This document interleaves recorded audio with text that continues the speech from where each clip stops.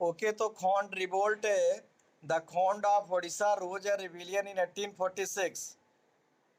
They fear that the British would appropriate their land. उनको डर था कि ब्रिटिश जो है उनकी लैंड को क्या करेंगे, डिसऑनेस्टली टेक ओवर समथिंग, मतलब बेईमानी करके उनके लैंड को ले लेंगे। Use them as force labour, और उनको एक तरह से फोर्स लेबर मतलब लेबर के रूप में उन्हें यूज करेंगे। एंड इम्पोज हैबिटेशन, और उनके ऊपर टैक्स इम्पोज करेंगे। कौन है ये?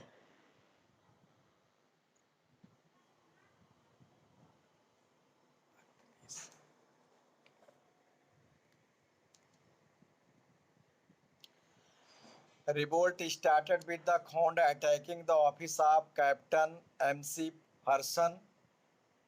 कैप्टन MC फर्सन के ऑफिस पे अटैक करके उन लोगों ने एक तरह से आक्रमण कर दिया।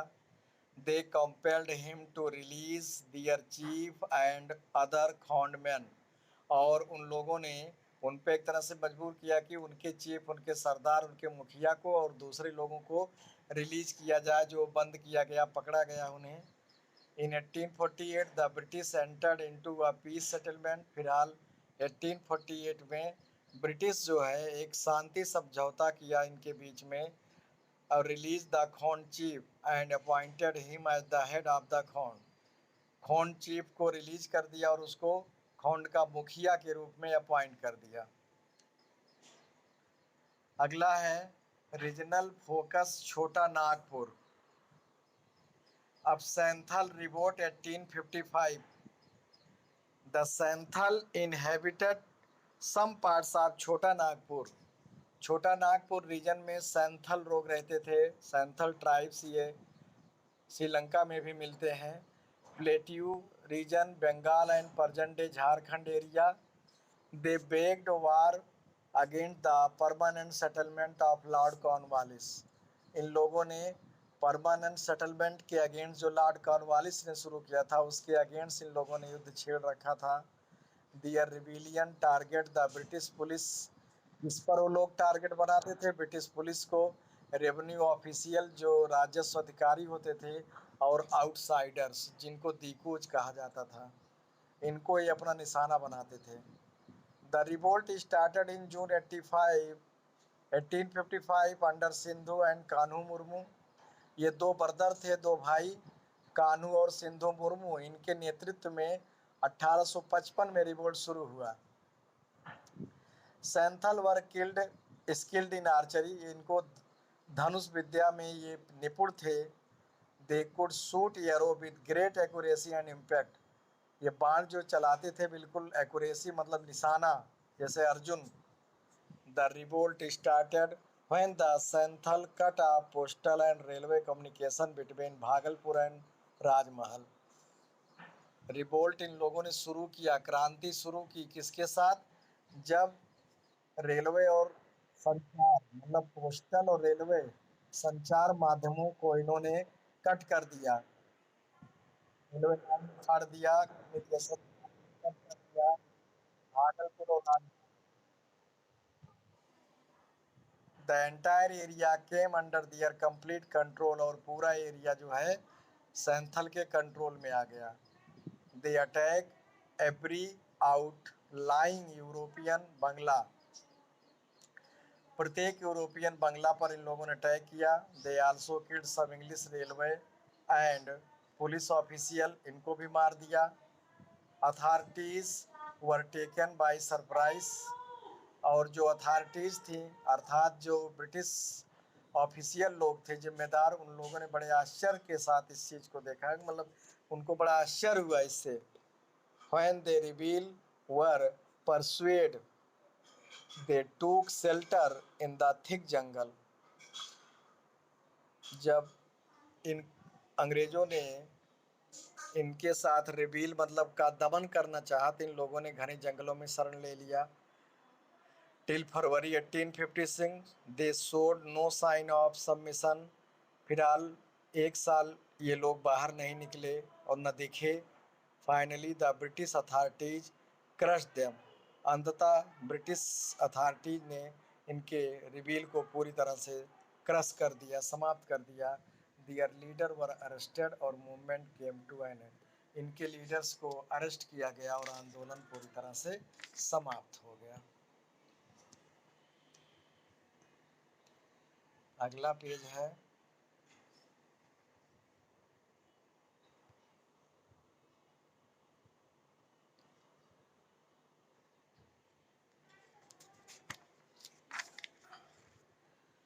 अगला है मुंडा रिबेलियन 1895 टू 900। इधर जो analysing sources of history box में इसको आप रीड कर लीजिएगा। पेज पता नहीं क्यों आज धुंधला आया। The Munda rebellion is one of the most important. Hello. हाँ, अब कोई बात नहीं है, आप अपने बुक में देखिए।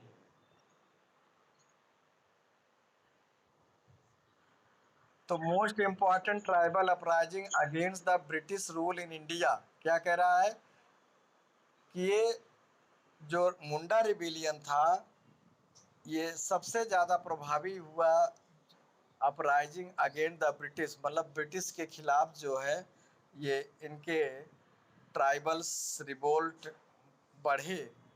किसके नेतृत्व में? मुंडा इनहेबिटेंट रीजन अराउंड रांची, जो कि झारखंड एरिया में रह रहे थे। झारखंड एरिया में मुंडा लोगों ने मतलब काफ़ी विरोध किया ब्रिटिश का। Traditionally they enjoyed the preferential rent rate as the khuntkattidar of forest, जो परंपरागत ढंग से enjoyed a preferential rent rate. Khuntkattidar मतलब ओरिजिनल क्लियरल ऑफ फॉरेस्ट, मतलब एक तरह से इनका अपना जंगल पर ये अपना अधिकार समझते थे और जंगल के प्रोडक्ट पर इनका अपना अधिकार था। तो इस तरह से उसका ये एंजॉय कर रहे थे। However, during the 19th century, many non-tribal jagirdar and zamindar migrated to traditional tribes areas। फिलहाल उस समय 19वीं शताब्दी में बहुत से नॉन ट्राइबल जागीरदार और जमींदार माइग्रेट कर गए थे, वहां से पलायन कर दिए थे ट्रेडिशनल ट्राइबल एरियाज से। They grab the land owned by the tribal groups. In due course, the tribals were compelled to work as labor under exploitative non-tribal people। In due course क्या था? एक minute. Many non tribal jagirdar and zamindar migrated to traditional tribal, मतलब ये लोग बहुत से जामींदार landlord जो थे और नॉन ट्राइबल जागीरदार ये लोग जो है ट्राइबल की तरफ जो है माइग्रेट किए थे। They grab the land owned by the tribal groups, ये आदिवासियों के द्वारा जो है लैंड को एक तरह से ग्रैब किए थे, कब्जा कर लेना जिसको कहते हैं, चाहे रेंट पे वैसे भी। और इसके बदले the tribals were compelled work labour, उनको मजदूरी करनी पड़ती थी under exploitative non tribal people. शोषित, शोषण मतलब इनका होता था नॉन ट्राइबल लोगों के द्वारा। This system was locally called beth begari और फोर्स लेबर, और इस सिस्टम को वहाँ बेद बेगारी कहा गया, मतलब बेगार, बिना पैसे के मजदूरी करना, फोर्स लेबर, बधुआ मजदूरी जिसको कह सकते हो। In 1830, the Munda rose in revolt against this system। फिलहाल 1830 में मुंडा ने इस सिस्टम के खिलाफ रिवोल्ट किया। The first time but were crushed by the IC, पहली बार, लेकिन वो EIC के द्वारा जो है क्रश कर दिया गया, उनका दमन कर दिया गया। In the last decade of 19th century, 19वीं शताब्दी के अंतिम दशक में व्हेन द मानसून फेल, जब फसल मानसून अच्छा नहीं हुआ, सिचुएशन बिकम वर्स, स्थिति खराब हो गई, फसल अच्छी नहीं हुई। फेज विद स्टारवेशन, भुखमरी and epidemic, rapid spread of an infectious disease, और महामारी भी उस समय फैली। The Mundas led by Birsa Munda और मुंडा उस समय जिनका नेतृत्व बिरसा मुंडा कर रहे थे, रोज इन रिबिलियन अगेन, पुनः उन्होंने संघर्ष शुरू किया, आंदोलन शुरू किया, विद्रोह। द रिबिलियन कॉल्ड उलगुलान, क्या कहा जाता था उस आंदोलन को? Ulgulan, aimed to drive away the British and establish Munda Raj, जिसका उद्देश्य था ब्रिटिश को भगाना और मुंडा राज स्थापित करना। अब Birsa the leader of the Munda Ulgulan, Birsa जो मेन उनके लीडर थे उस मुंडा उलगुलान के, उनके मुंडा रिबील के, जिनको भगवान बिरसा मुंडा के रूप में आज वहाँ पूजा जाता है झारखंड में। Birsa was born in the mid 1870s, लगभग 1817 के आसपास पैदा हुए थे। Having heard about the golden age, और उन्होंने सुना था अपने सुनहरे एज को, मतलब पुराने इतिहास को। व्हेन देयर वेर नो डीकू, जब बाहरी लोग नहीं आते थे, डीकूज मतलब आउटर ऑपरेसर, जैसे बाहरी जमींदार या जो नॉन ट्राइबल्स ग्रुप थे, ये आकर के इनके ही लैंड पर प्लांटिंग या अदर खेती करना और इनसे मजदूरी करवाना, ये जब नहीं सिस्टम था, he felt the necessity of the rebellion against them, और फिलहाल ये जब थोड़ा बड़े हुए, समझदार हुए, तो इन्होंने इसके अगेंस्ट जो है रिबील करने के लिए, विद्रोह करने की ज़रूरत को समझा, और फिर अपनी आज़ादी के लिए, अपने ट्राइबल ग्रुप की आज़ादी के लिए।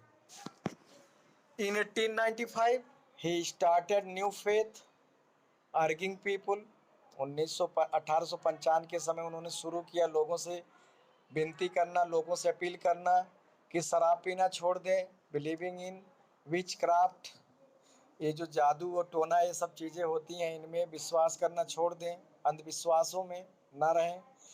हिज मेनी डिस्पल्स सा हिम, अब धीरे धीरे उसके अनुयायी बनते गए, एक तरह से समाज सुधारक के रूप में सामने आया, और बहुत से लोग उसको भगवान का अवतार के रूप में मानते थे, देखते थे। Who possessed supernatural power, supernatural power का मतलब एक मैजिकल और something that does not have scientific explanation, मतलब उसके अंदर लोग एक नेचुरल पावर देखते थे जो सबके अंदर नहीं होता था, जिसका वैज्ञानिक एक्सप्लेनेशन नहीं किया जा सकता है।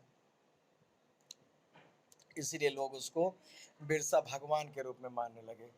The popularity and political aim of Birsa, धीरे धीरे बिरसा की जो राजनीतिक और ऐसे ख्याति बढ़ती गई। मुंडा अलार्म द ब्रिटिश गवर्नमेंट, और इस तरह से मुंडा ब्रिटिश गवर्नमेंट के लिए एक अलार्म, मतलब एक चुनौती के रूप में बन गए। Birsa wanted to drive out the non tribals, Birsa लोग नॉन ट्राइबल्स लोगों को वहाँ से भगाना चाहते थे और मुंडा रूल इस्टेब्लिश करना चाहते थे। The British authorities arrested him, उनको अरेस्ट किया गया। चार्ज टेरिजन इन राइटिंग, टेरिजन मतलब crime of helping your country's enemies, देशद्रोह का चार्ज किया गया उन पे, अपने शत्रुओं का मदद करने के लिए। एंड राइवोटिंग मतलब विद्रोह, destroy your country's government. He was jail for 2 years but release 1897, 2 साल उनको रखा गया, लेकिन फिर 97 में छोड़ दिया गया। और सून आफ्टर ही रिलीजिंग, अपने छूटने के बाद ही बिरसा रिन्यूड हिज, पुनः अपनी पुरानी एक्टिविटी शुरू कर दिया। Organising fighting force, addressing secret meeting, गुप्त रूप से लोगों को मीटिंग करते थे, समझाते थे, एनकरेज करते थे लोगों को फाइट के लिए। एडवाइस मुंडा अटैक्ड मिशनरीज, और एडवाइस देते थे, सलाह कि ज़्यादा मिशनरी पर अटैक किया जाए, गवर्नमेंट ऑफिस पर अटैक करे, पुलिस स्टेशन पर। They raised a white flag symbol of Birsa Raj, और सफ़ेद झंडा उन लोगों ने फहराया जिसका सिंबल था, वो सूचक था बिरसा राज का। In February 1900 Birsa was arrested, पुनः उनको अरेस्ट किया गया 1900 में। Again he passed away in the jail, और जेल में ही उनकी मृत्यु हो गई। With his death movement faded away, और उनकी मृत्यु के साथ साथ आंदोलन जो है पूरी तरह से समाप्त हो गया। अगला पेज आपका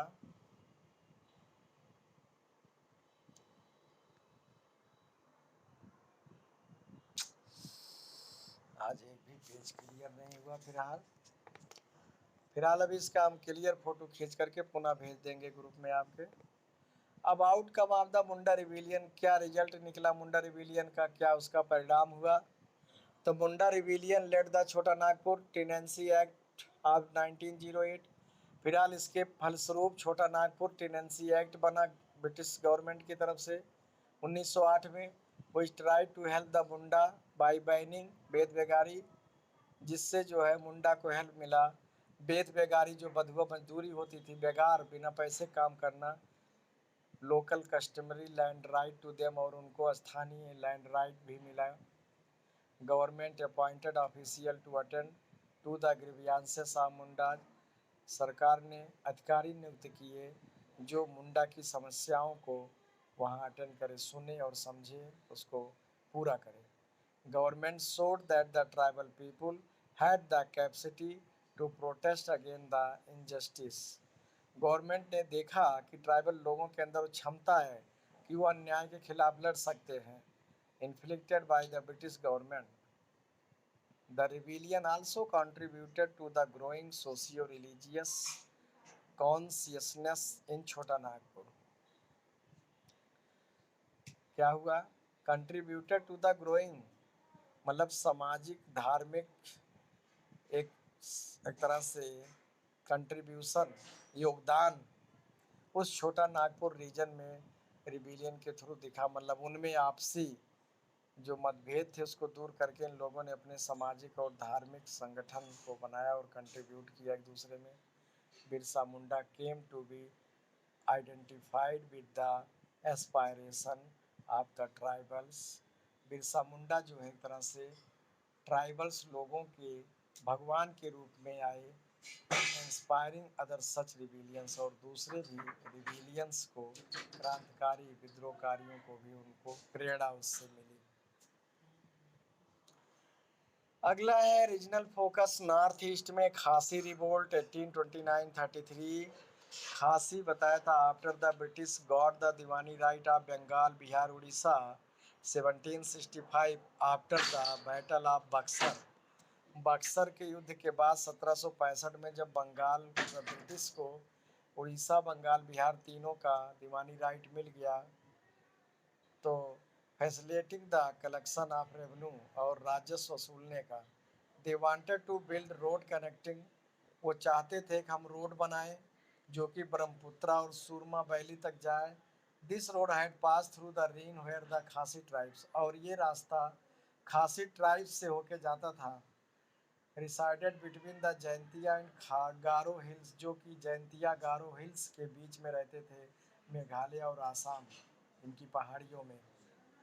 British wanted build the sanatorium, British वहाँ पे अपना एक तरह से अस्पताल बनाना चाहते थे जो घायलों और इनकी जो है people suffering from long term illness, जो लंबे समय से बीमारी से सफ़र कर रहे हैं ऐसे लोगों के लिए जो है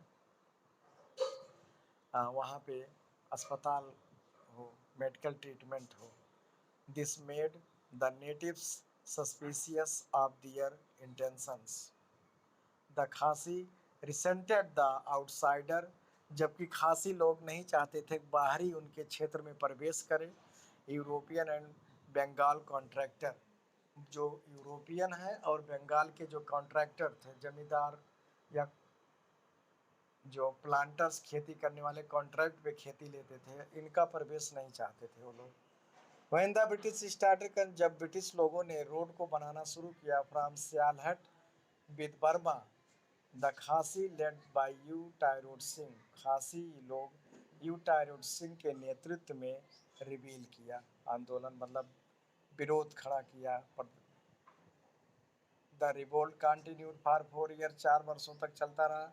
29 to 33 Khasi chief wanted to drive away the stranger from their territory, Khasi के जो लोग थे मुख्य सरदार उन चाहते थे भगाना फ्रॉम दियर टेरिटरी, बाहरी अजनबी लोगों को अपने क्षेत्रों से, अपनी सीमा से।